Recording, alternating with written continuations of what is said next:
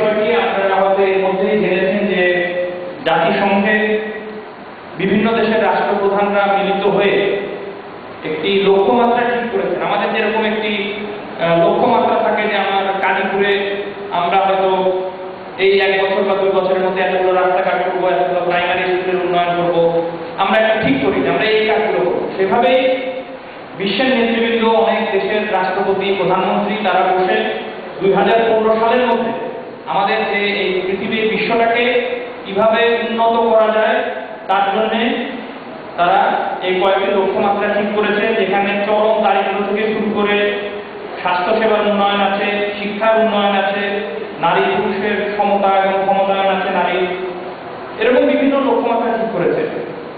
এবং আপনারা যদি এই লক্ষ্যমাত্রাগুলো দেখেন, এবং আমি এই লক্ষ্যমাত্রাগুলো দেখার পরে আমার যেটা ধারণা হয়েছে যে আসলে বিশ্বের বড় বড় সকল দেশই ইংরেজির লক্ষ্যমাত্রাটা ঠিক করেছে।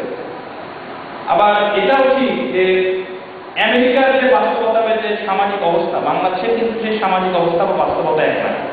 আমেরিকাতে উন্নয়ন বলতে যে জিনিস বোঝায়, বাংলাদেশে তো উন্নয়ন বলতে সেই জিনিস বোঝায় না।